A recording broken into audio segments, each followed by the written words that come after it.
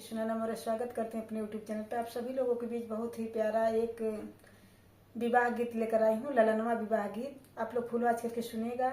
अगर मेरे ये विवाह गीत अच्छा लगे तो लाइक सब्सक्राइब ज़्यादा से ज़्यादा शेयर करेगा और कमेंट बॉक्स में आप लोग जरूर बताइए कैसा लगा। राम लखन दूनो घर से निकरल, अरे बनिया दू कनिया बैल ठाड़ रे ललनवा। राम लखन दूनो घर से निकरल, अरे बनिया दुकान भैल ठाड़ रे ललनवा। अरे बनिया दू कनिया बैल ठाड़ रे ललनवा।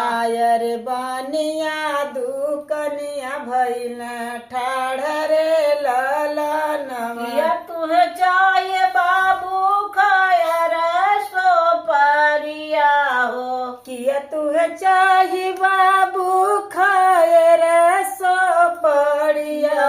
अरे किया रे माँ गैया डोली पान रे ललनवा। अरे किया रे माँ गोइया डोली पान रे ललनवा।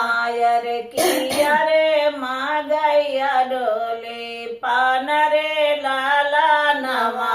अरे किया रे माँ गोइया डोली पान रे ललनवा। भाई हमें चाहिए बनिया खायर सो परिया हो, नहीं हमें चाही बनिया खाए रसो पड़िया हो। अरे नाही रे माँ गैया डोली पान रे ललनवा।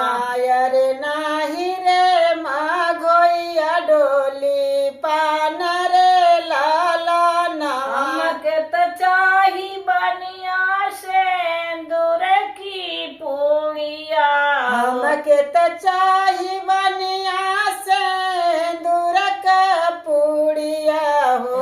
अरे सीता के विवाहन हम जाबरे ललनवा। अरे सीता के बियाहन हम जाबरे ललनवा। अरे सीता के बियाहन हम जाबरे ललनवा।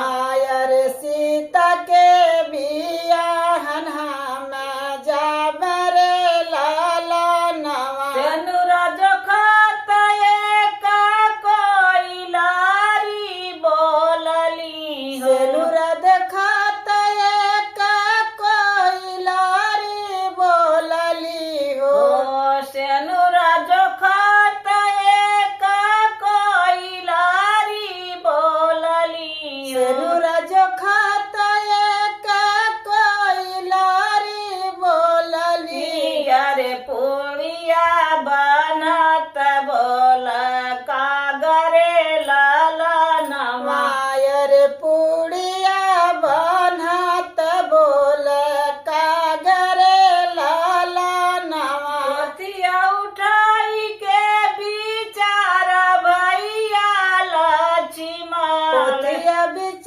पोथिया उठाई के बिचार भैया लक्ष्मण।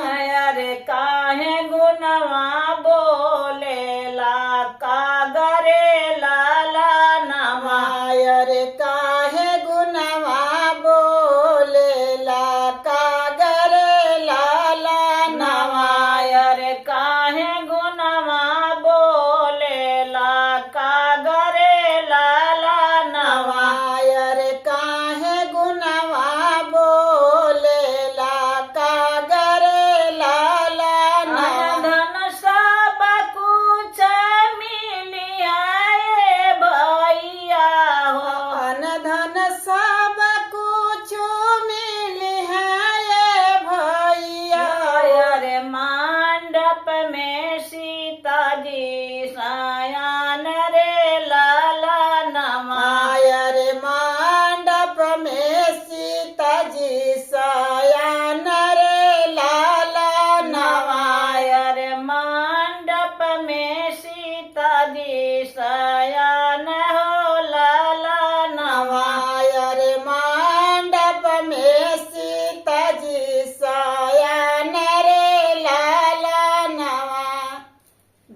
बोले श्री रामचंद्र चंद्र की की जय। जय।